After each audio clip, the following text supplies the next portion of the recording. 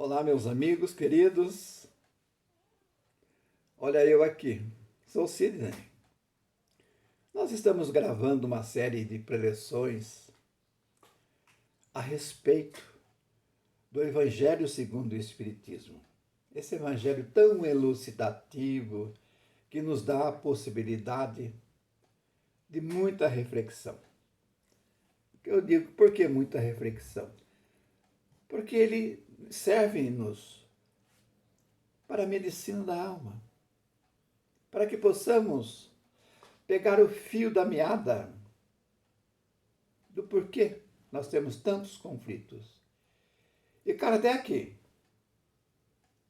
esse grande entendedor sábio da época, que coordenou a filosofia espírita, da onde surgiu as obras básicas, o Evangelho segundo o Espiritismo, esse bendito livro, foi editado em 1864, 28 capítulos.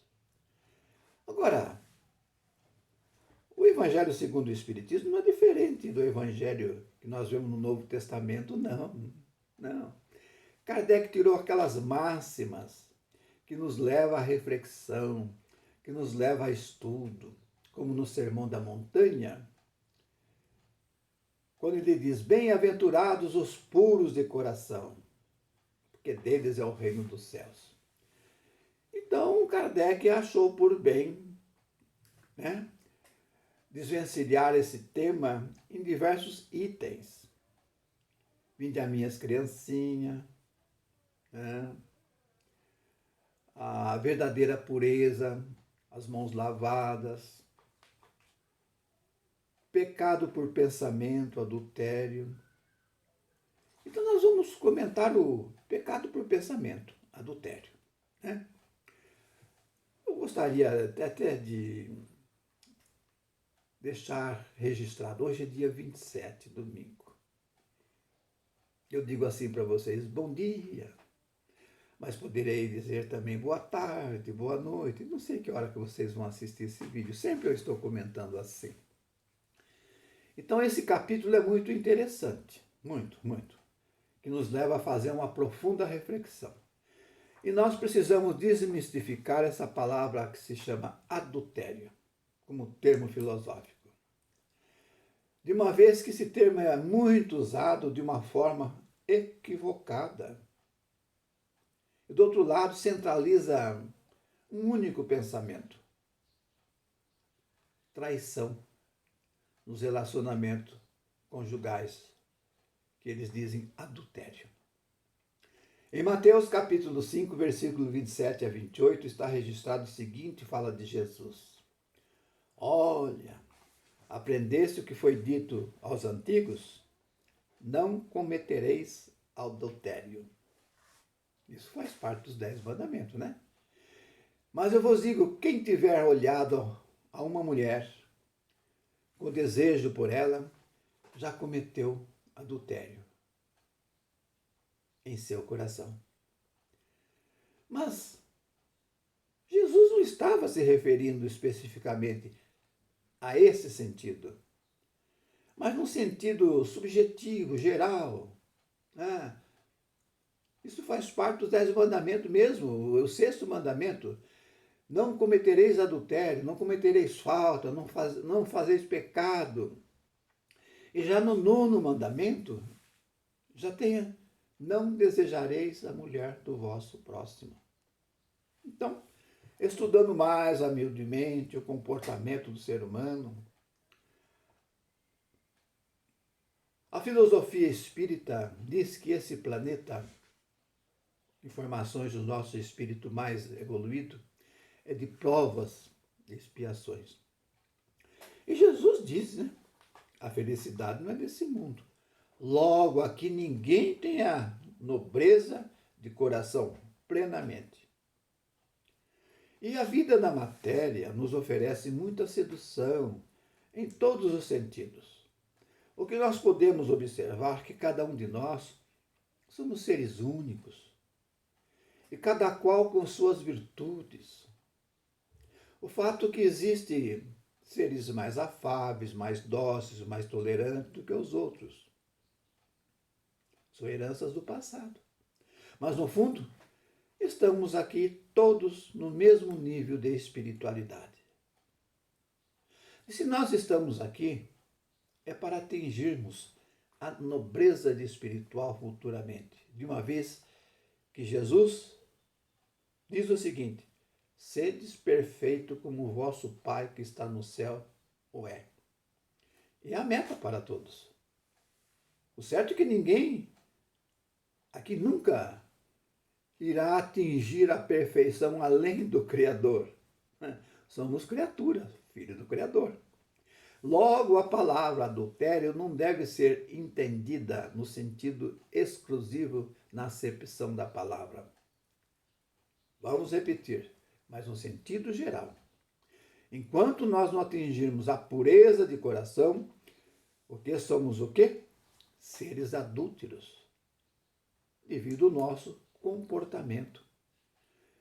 Tanto em palavras, no olhar, nos trejeitos, nos preconceitos que estão impregnados e adulterados em relação ao que seria a não pureza de coração.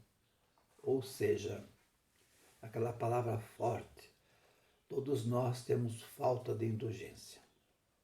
Então a palavra adulterar, podemos também usá-la no sentido de misturar.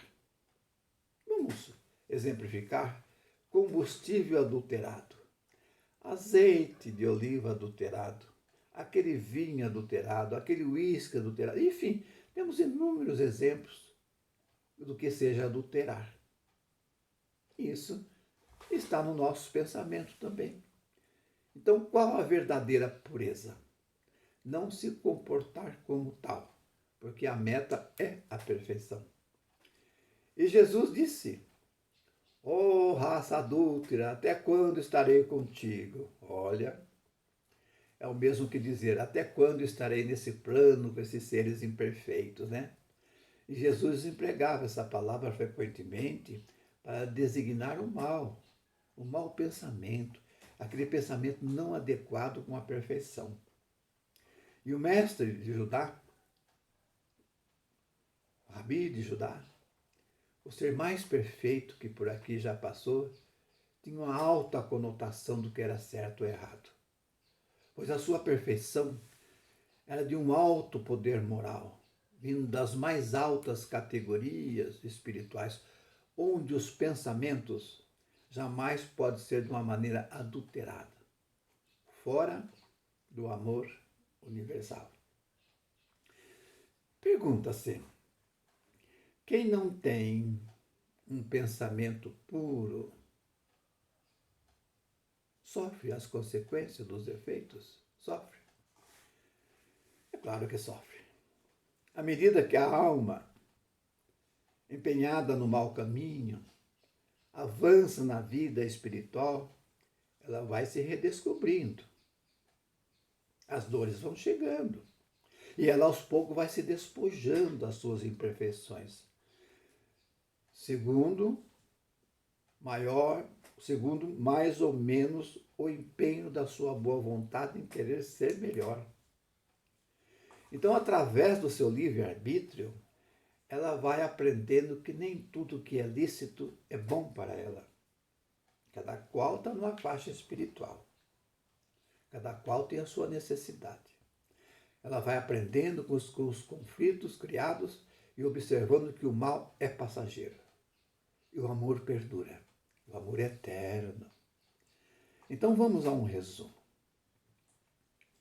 Toda pessoa que por aqui está e não concebe o pensamento mal, o mau pensamento, o progresso está realizado, né?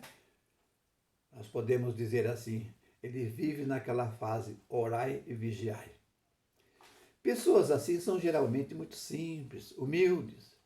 Em seu coração não mora discriminação. São pessoas humanitárias. São pessoas que vêm como exemplos para os outros nessa classe planetária que nós vivemos aqui, que é o planeta Terra. No fundo, Esse é o verdadeiro tesouro que levamos para a vida espiritual, virtudes espirituais.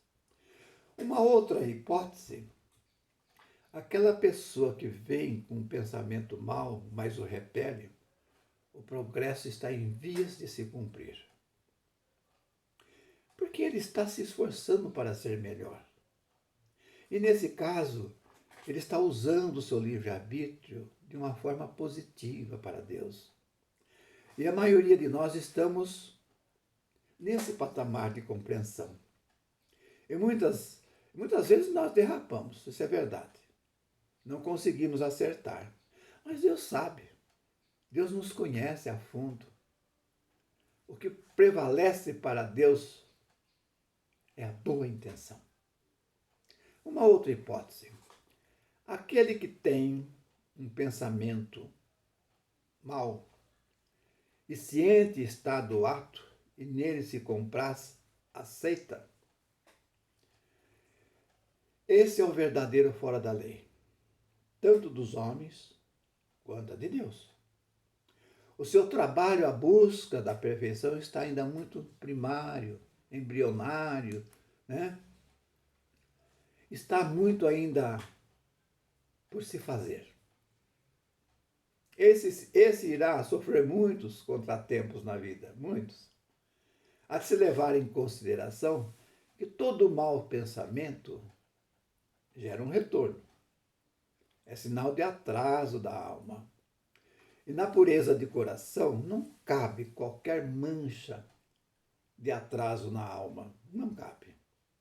Então essas pessoas, na maioria das vezes, veem com uma programação reencarnatória, eu digo, uma programação misericordiosa de Deus para se acertar. Mas muitos se acidentam no caminho. Perde a sua principal razão, que é valorizar a vida, que é o maior capital que nós temos. Geralmente ele é dotado de usar o seguinte pensamento. Essas pessoas, né? Não levo desaforo para casa. Nunca devemos falar isso, porque nós estamos plantando no nosso subconsciente espiritual um mal irreversível de momento. Se formos rever a tal situação, cada um de nós tem uma história a contar relacionado com essas pessoas com esse tipo de comportamento. Agora vamos a um outro registro do apóstolo Mateus, capítulo 15, versículo de 1 a 20. Então os escribas e fariseus que tinham vindo a Jerusalém se aproximaram de Jesus e perguntaram. Escribas e fariseus. Os fariseus eram os teólogos da época, os escribas eram uma espécie de uns soldados, né? Mas eles também davam umas de teólogo. E ele estava assim, tipo, espiando as ações de Jesus. Então, nesse capítulo, eles perguntam para Jesus, por que os vossos discípulos violam a tradição dos antigos? Pois eles não lavam as mãos quando tomam suas refeições. Mas Jesus ele respondeu, por que vós mesmos violais o mandamento que Deus deu para a sua tradição? Pois Deus fez esse mandamento, honrai vosso pai e honrai vossa mãe. Aquele que disser palavras injuriosas ao seu pai e à sua mãe, seja punido pela morte. Então vamos a uma observação. Jesus quis dar a entender, se eles quisessem seguir todos os mandamentos mesmo, eles respeitariam em seu meio social esse mandamento, honrar pai e mãe. E nesse caso, notadamente, naquele tempo, entre eles não havia um respeito às leis mosaicas, né? Aos 10 mandamentos de Moisés. Sendo assim, Jesus deu essa resposta. E também deu uma resposta premonitória. Hipócritas. Isaías bem profetizou de vós quando disse: este povo me honra com os lábios, mas seu coração está longe de mim. Depois, Jesus tendo chamado o povo, ele disse: escutai, compreendei bem isto. Não é o que entra pela boca quem lameia o homem. Não. Mas aquilo que sai pela boca, que parte do coração, que o torna o homem impuro. Porque é do coração que partem os maus pensamentos, como os homicídios, os adultérios, os furtos, os falsos testemunhos, as blasfêmias, a maldade, tudo isso é que torna o homem impuro. Mas comer sem ter lavado as mãos não é o que o torna o homem impuro. E então, seus discípulos, admirados, se aproximando de Jesus, disseram: mestre, sabe que os fariseus acabaram de ouvir? Ficaram escandalizados. Mas depois seus discípulos disse isso a Jesus. Ele assim pronunciou, Jesus: deixai os cegos que conduzam os cegos. Se um cego conduz o outro, ambos cairão no mesmo buraco. Está em Mateus capítulo 15, de 1 a 20. Então, todo mau pensamento é resultado da imperfeição da alma. Existe uma outra passagem, ou registro, muito interessante também em Lucas, capítulo 11, 37 a 40. Um entre os fariseus, talvez admirador de Jesus, pediu para que ele fosse jantar na casa dele. E para lá Jesus se dirigiu, colocou-se à mesa. Mas ele estava sempre sendo observado pelos fariseus. E os fariseus conversavam entre si: por que não lavou as mãos antes de jantarem? Mas Jesus captou o pensamento dos fariseus e assim começou a dizer: tendes cuidado em limpar o exterior do copo e do prato, mas os vossos corações estão cheios de rapinas e de iniquidade, sois todos insensatos, preconceituosos. Cá entre nós, né? As aparências se enganam. E aqui um entre parênteses. Dizem que Chico Xavier, na distância de 20 metros, a sua aura captava o pensamento dos outros. Divaldo Pereira Franco, que o nosso normal é 4 centímetros da nossa aura. Veja que Jesus tinha uma aura muito poderosa. Mas vamos pôr em prática os comentários de Kardec a respeito desse tema tão interessante. Diz ele que os judeus haviam negligenciado os verdadeiros mandamentos de Deus, os 10 mandamentos, e se apegaram mais às leis dos homens, dos quais não havia nada de espiritualidade. Era tudo olho por olho, dente por dente. E naquela época passou a ser cultura, porque é muito mais fácil observar atos exteriores. Era muito mais simples para eles. Assim, moralmente, o ato de lavar as mãos do que limpar o coração, acreditavam que até estavam quites com as leis de Deus. A lei de Abraão. Achavam que essa prática era religiosa. E Deus não pedia mais do que isso. Eles achavam. E se conformavam com essa ideia. E até perseguiam quem assim não se conduziam. Assim como ele fez a Jesus, né? E foi por isso que o profeta disse: em vão que este povo me honra com os lábios. Por que tal pensamento? Moralmente era ainda o espírito muitos primitivos, rebeldes. E a milênio vinha de uma cultura materialista que na prática resultava o que conta a história a respeito da filosofia antiga. A moral de Cristo acabou por sendo colocada em segundo plano.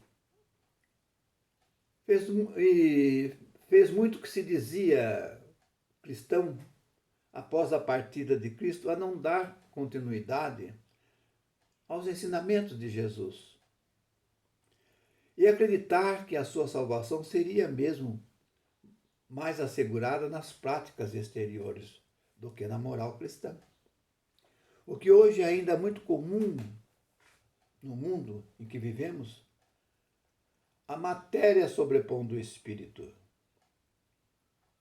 Posses materiais. Muitos ainda, até nas filosofias religiosas, valorizam as posses que têm, agradecendo a Deus. Deveremos agradecer tudo que temos, é o que merecemos. Mas nada disso levamos além túmulo. Como Jesus disse a Pilatos, meu reino não é desse mundo.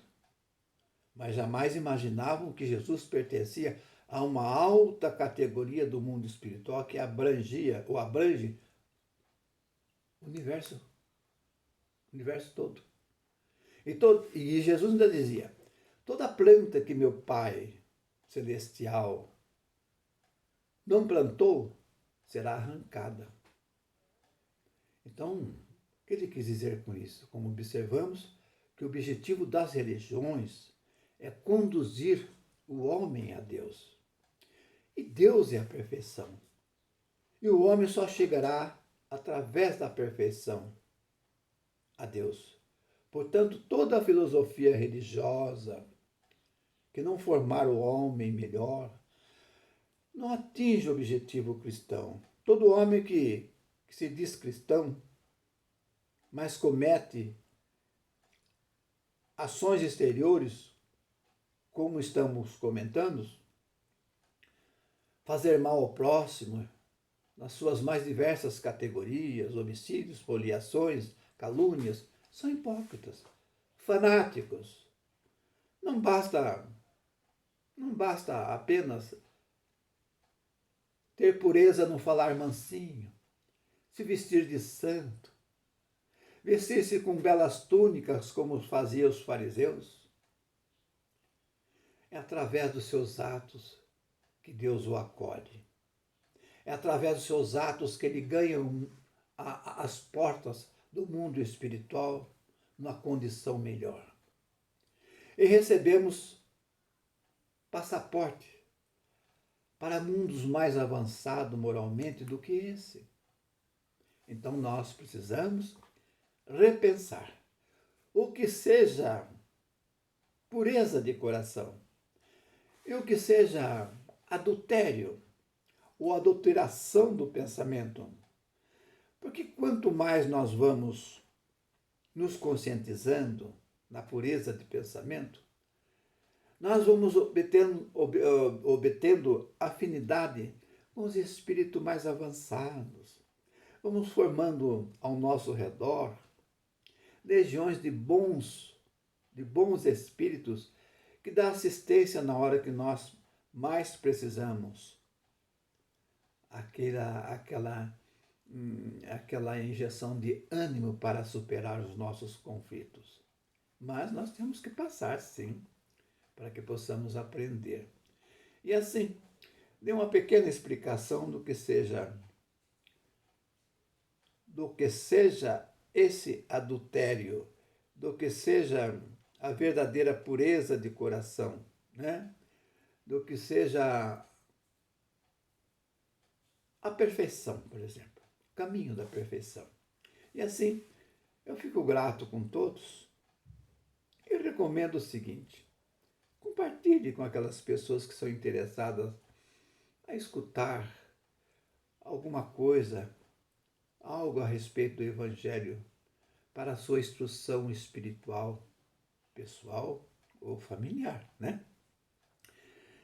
E assim,